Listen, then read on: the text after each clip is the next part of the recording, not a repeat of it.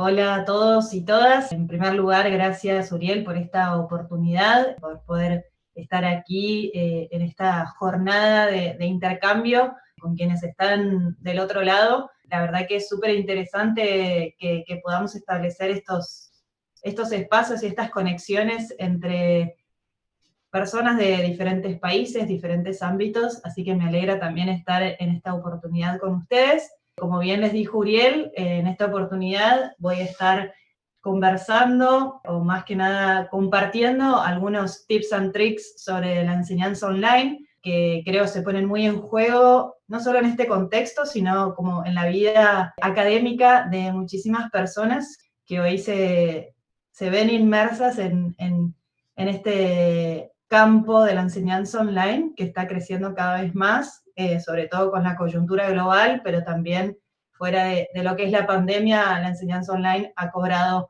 muchísimo protagonismo en los últimos años, así que en esta oportunidad vengo a compartirles lo que yo sé desde mi experiencia y desde mi conocimiento.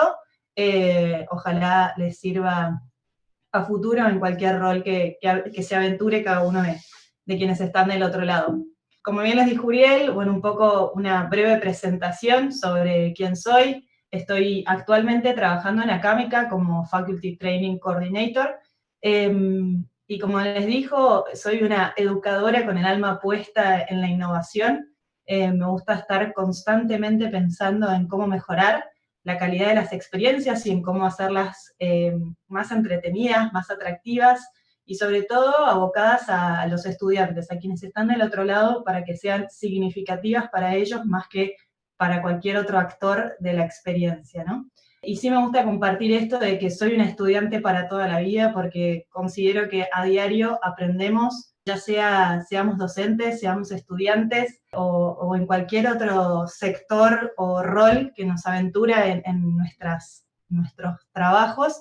Creo que es interesante sostener esta postura de que seremos o somos estudiantes para toda la vida. Siempre hay algo nuevo para aprender. Así que hoy les vengo a compartir estos tips and tricks y quiero arrancar, esta va a ser un poco la agenda que voy a compartirles en estos 35 minutos que tengo con ustedes. Vamos a transitar estos 4 momentos vinculados al diseño de una experiencia, al trabajo por proyectos, a la planificación de encuentros en enseñanza online y al uso de diferentes herramientas, ¿sí? Parto de esta idea central que me atraviesa profundamente a mí como profesional y sobre todo como profesional en la industria de IT, en la industria tecnológica, que un poco al no venir desde un campo profesional vinculado a la tecnología, sino más bien vinculado a la educación, trabajo a diario con programadores y a veces me pregunto qué tan distinta es mi tarea de la de un programador, ¿no? Y en cierto punto, ser docente o ser mentor, ser profesor, no es tan distinto a ser programador, porque descubrí que los docentes diseñan algoritmos de aprendizaje.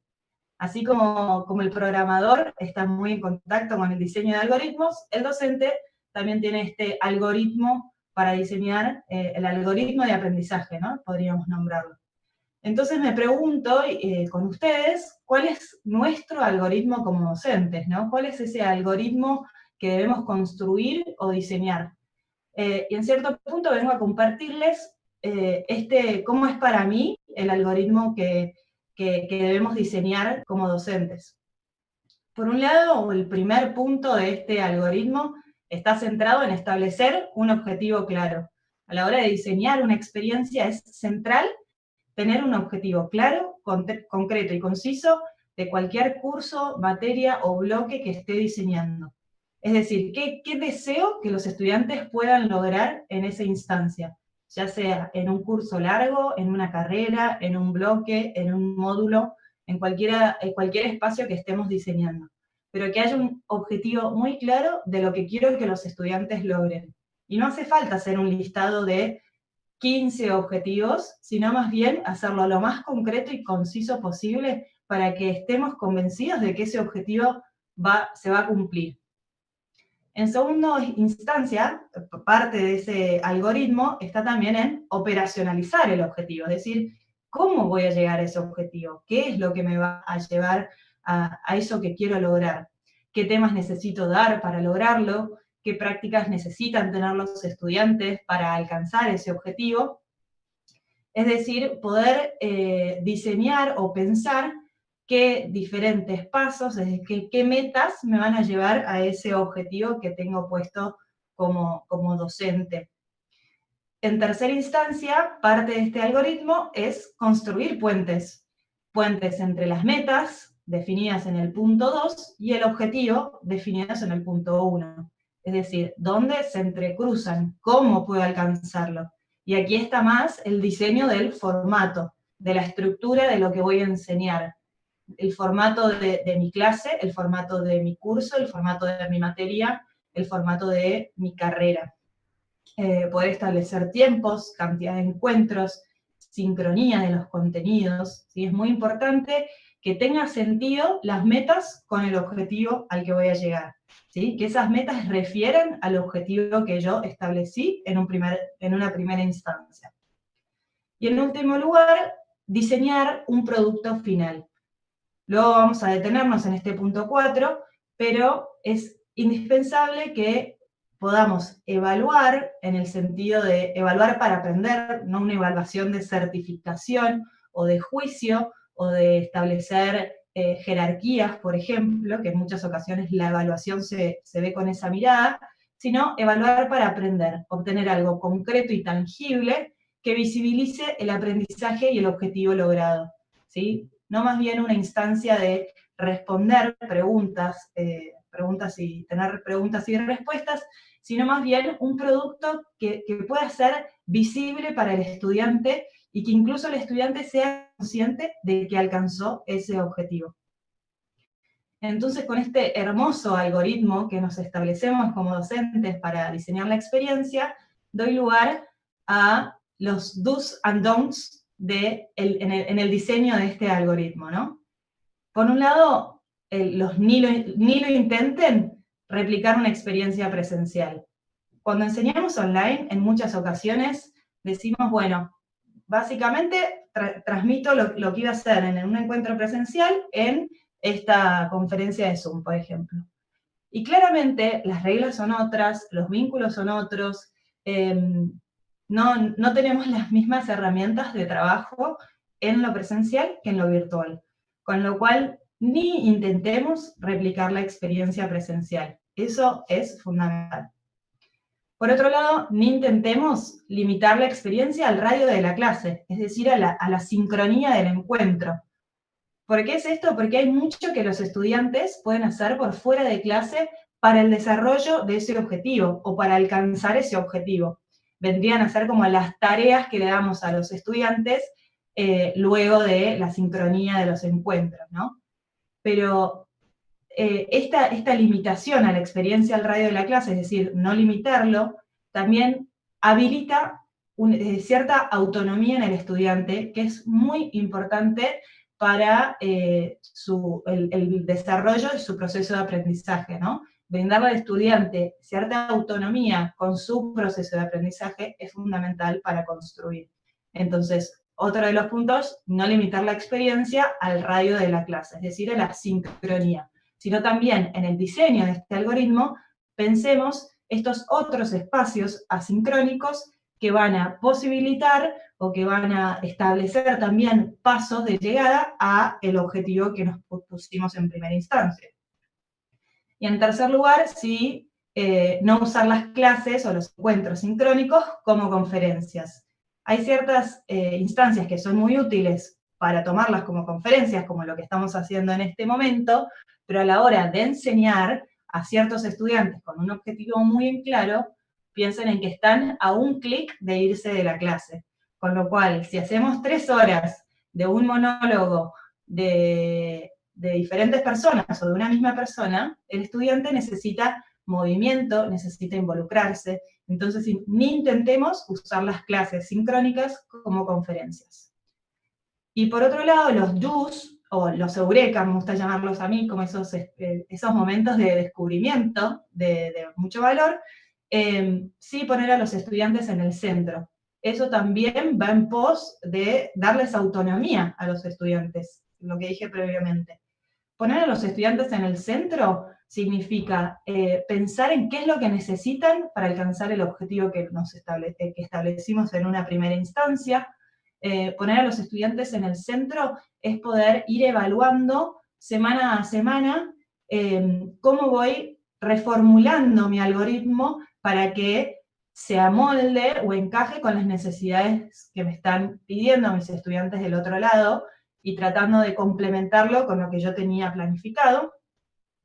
Sí, como otro punto de los Eureka, diseñar entornos enriquecidos, y esto va muy de la mano con el hecho de no usar las clases como conferencias. Un entorno enriquecido es aquel que habilita diferentes espacios de interacción, y por diferentes espacios de interacción me refiero a que tenga actividades en grupo, que tenga momentos individuales, que tenga espacios de reflexión para acudir a como la metacognición de los estudiantes, que tenga espacios de exposición también, de aprender algo nuevo, es decir, poder jugar con diferentes estrategias de enseñanza y materiales y recursos para hacer un entorno enriquecido. Y en última instancia, y esto se vincula mucho con cómo trabajamos en la Acámica, que es crear sprints de aprendizaje. Así es, nuestra metodología de enseñanza está basada como en esta metodología de sprints de aprendizaje.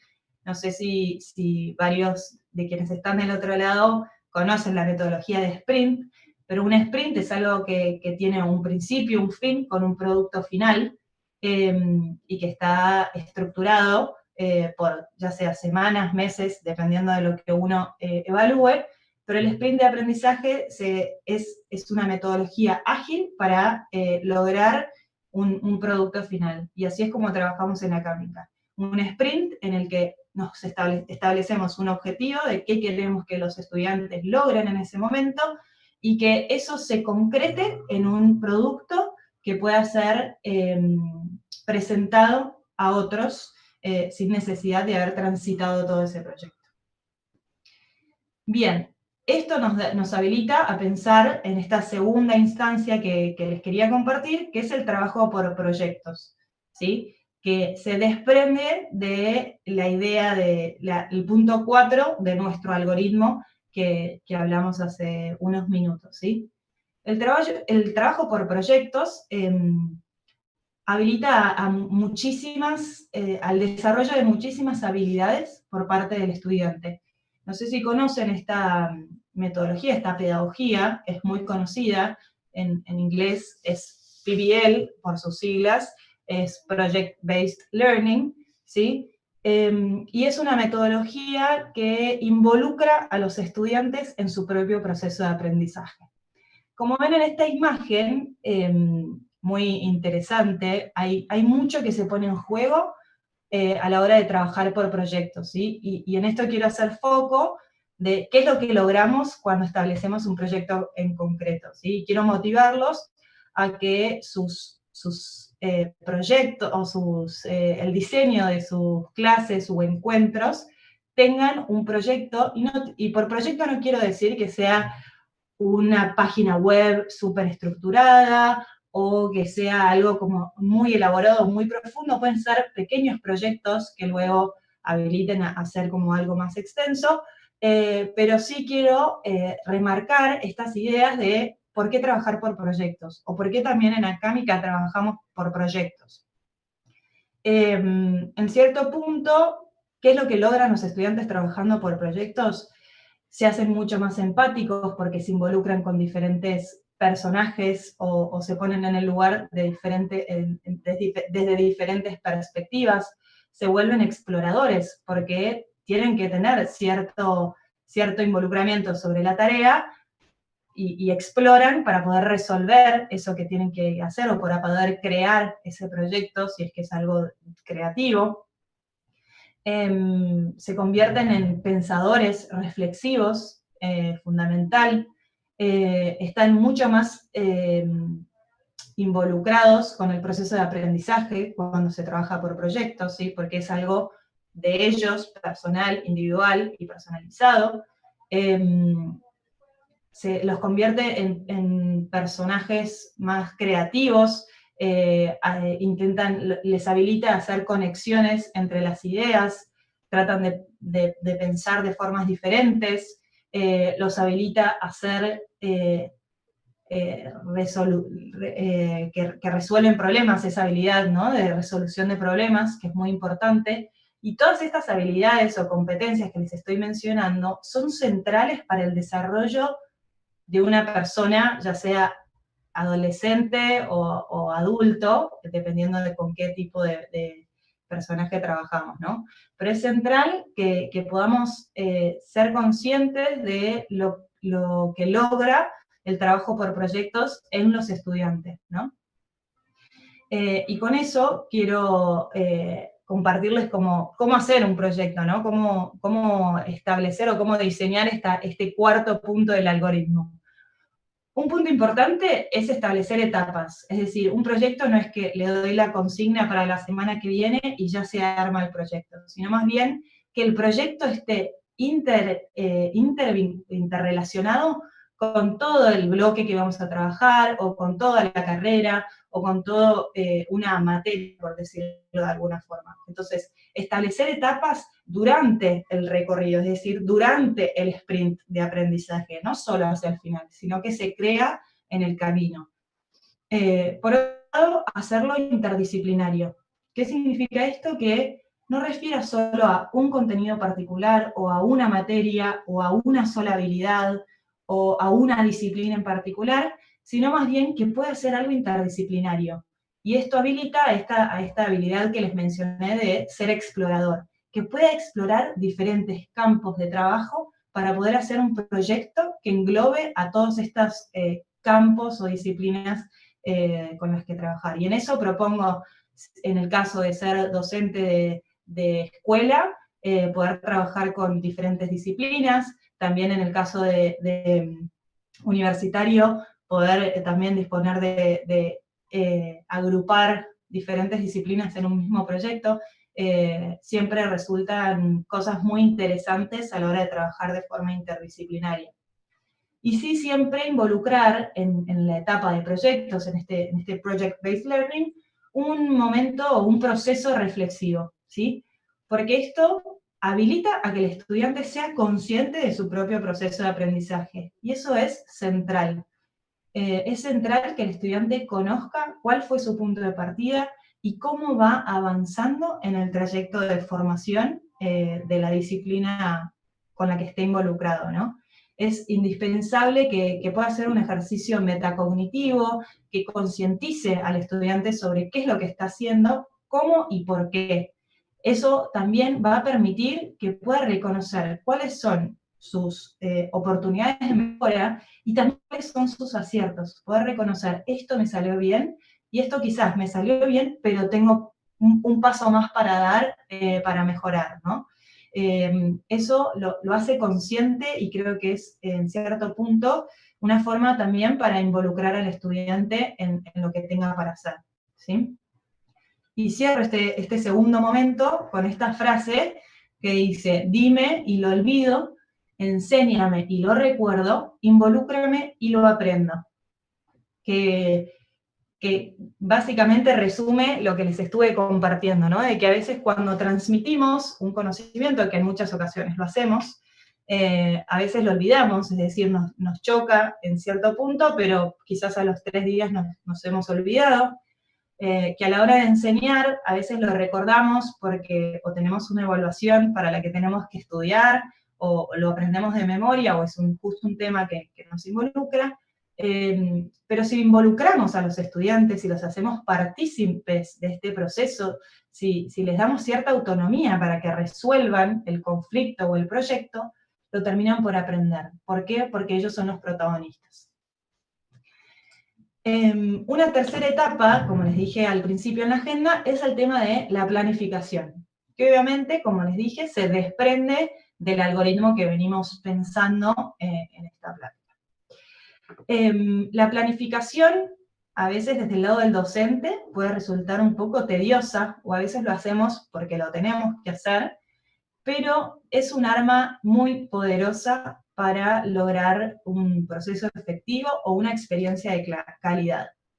En mis años de docencia, y sobre todo ahora en Acámica, que trabajo con docentes, es decir, intento acompañar a quienes son docentes dentro de la academia, y en muchas ocasiones escucho frases como, por ejemplo, no llego con todo lo que tengo para dar, un estudiante me hizo una pregunta y perdí 30 minutos de clase explicando, fui descubriendo lo que había para hacer mientras daba el encuentro, perdí la atención de los estudiantes y el 40% se desconectó después de 20 minutos.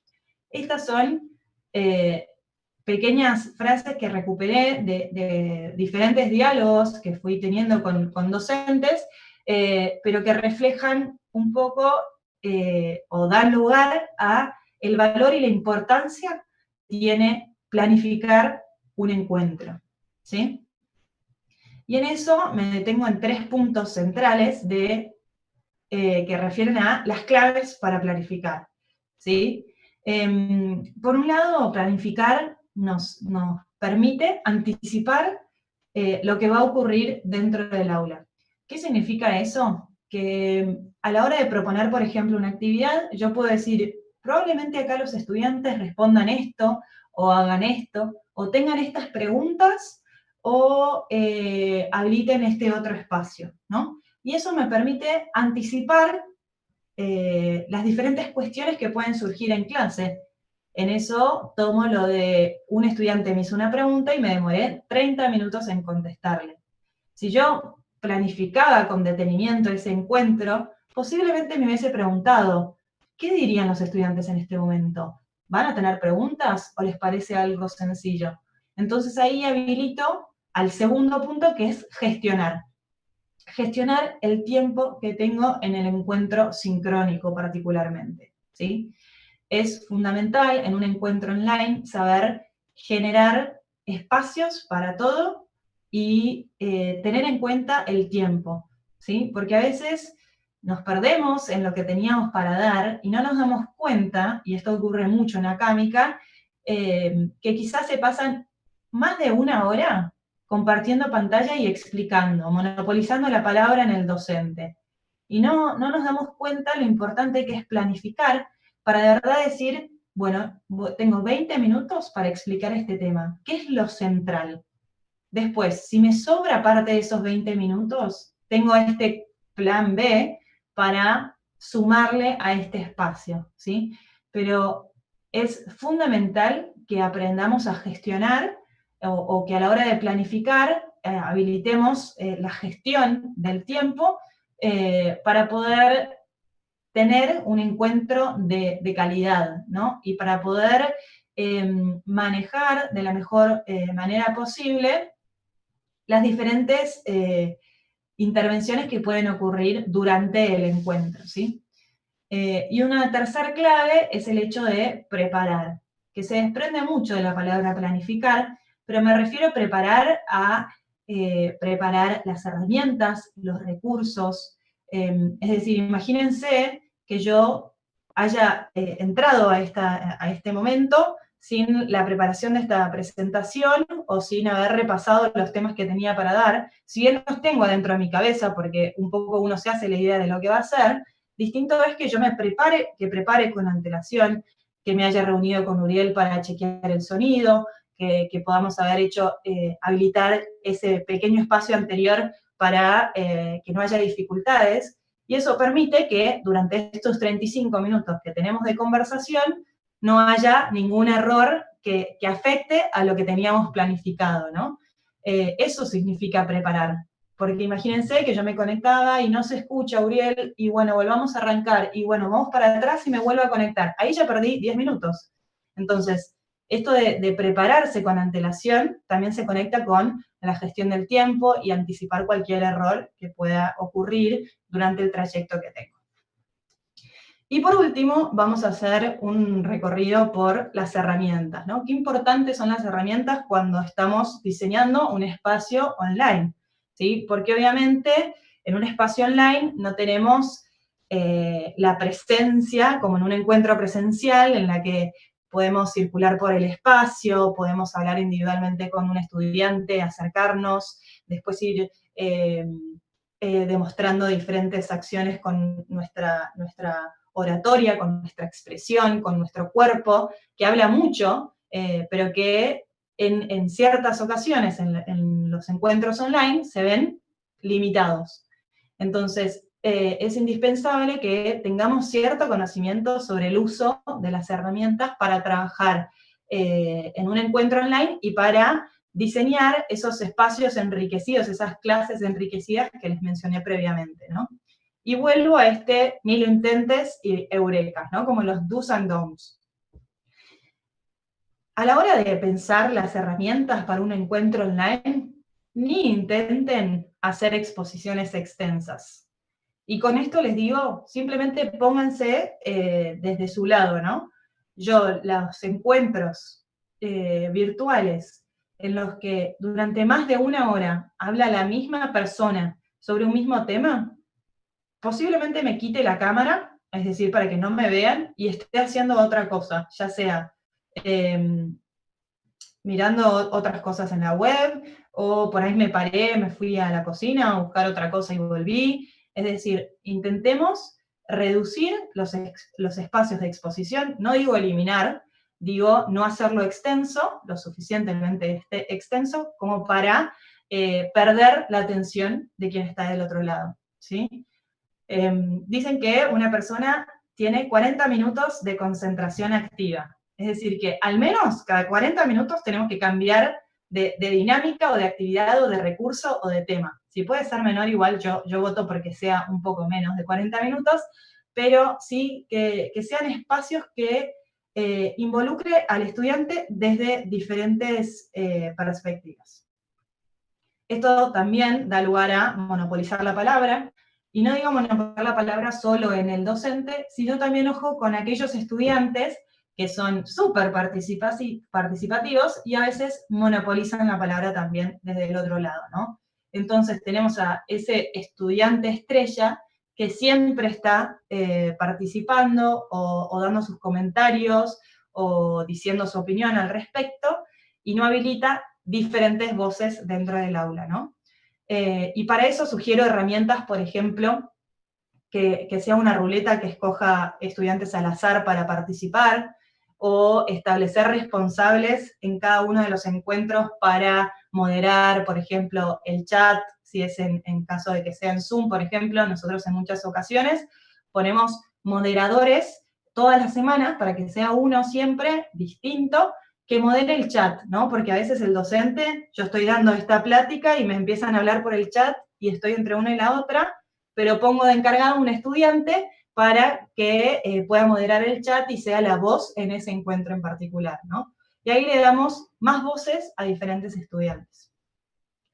Y en tercer lugar, ni lo intenten al tema de las presentaciones estáticas, que igual parece medio contraproducente porque yo les estoy mostrando en esta oportunidad algo estático, pero digo, cuando tenemos cierta interacción, está bueno trabajar con presentaciones, o sea, con algo visual, pero también que sea interactivo, ¿no? Y en eso les propongo, y aquí vienen los eureka, ¿no?